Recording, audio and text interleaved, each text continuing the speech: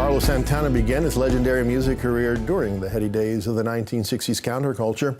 And still touring at age 70, Santana is universally recognized as one of the greatest guitar players in the world. Long known for his spiritual interest and his concern for social justice, Santana is the executive producer of Dolores, a new documentary about Dolores Huerta, who, with Cesar Chavez, co-founded the United Farm Workers Union. Dolores is an icon. Dolores came up with the slogan, Si se puede. Yes, we can. She's a civil rights hero. She has such a firm belief in what she's doing. We've never given up. She infects you with it. Dolores Huerta. She wasn't asking for permission. She just did what needed to be done. That was racism. Abajo. That was sexism. Abajo.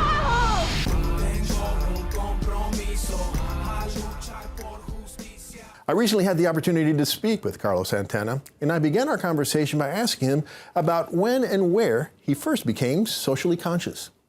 When I came to San Francisco, and the Black Panthers and Dolores Huerta and Martin Luther King and Mahatma Gandhi and everything that was happening was all this in here, and over here was B.B. King and Tito Puente and the Grateful Dead and Michael Bloomfield, but it was all happening with Bill Graham's benefits to help people, and I just became that child that I got two wings, the wings to serve humanity this way and the wings to serve humanity this way. So those are my two wings. I feel so grateful, to be born in this particular time, because this is the time where we get to shift the consciousness of this planet.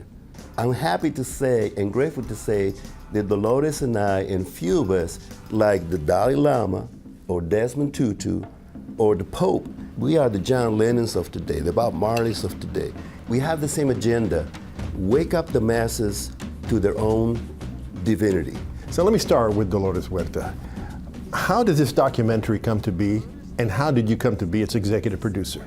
It was my mother, My mother told me inwardly, "Mijo, you have to do this. You have to go into a place where you can honor her, bring her story to light.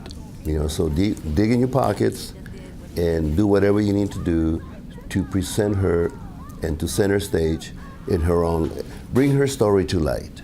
So it was your idea, your conception, and you talked to her and said, "Dolores, we're doing this."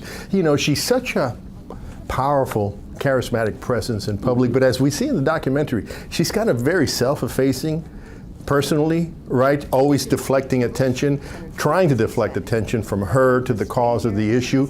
How did you convince her to do this? I just looked at her and she said, "Everybody tells me wherever I go that you want to talk to me. What do you want to talk to me about?" And I says, "I want to bring your story to light." And she goes, "Oh." She goes, "Did you know that when I was a little girl, I was young, living in Stockton, California, I used to either hitchhike or whatever I can do to go to San Francisco so I can go to the Black Hawk and hang around with Billie Holiday, Miles Davis, and Charlie Parker." I'm like, "What?"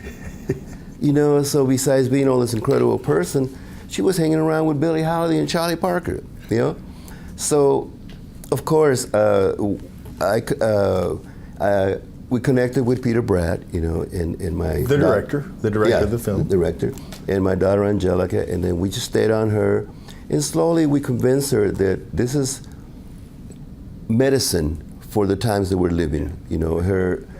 Her story, because she's the real Wonder Woman, and her superpowers is equality, fairness, and justice, compassion, mercy, So I just stayed with it, and then eventually she allowed us to enter her sanctum, and here we are. My early incarnation, I was a union organizer and a union business manager, so I've known about Dolores Huerta since the late 1970s. In fact, I got a chance to meet her on one occasion. But most Americans don't know anything about her, even though she was one of the leaders of the civil rights movement of the 60s and 70s and beyond. Why don't Americans know about her? It has a lot to do with fear. A lot of macho man is another word for fear. And so she was blocked probably by people from many, many places, but this is her time, and I feel really grateful to God, to my mom and Of course, God and my mom, that they stay with me. Haz esto, do this, and do that, and do it now. And we stay with it. And I feel really, really grateful because when I look at it now, I can see that women in India, Africa, South America, everywhere in the world, when they look at this movie, is going to, this word is used a lot, but it's going to give them hope and courage that they also can live their potential of their dreams. Dolores airs on 13 on March 27th. Please check your local listings for additional airtimes.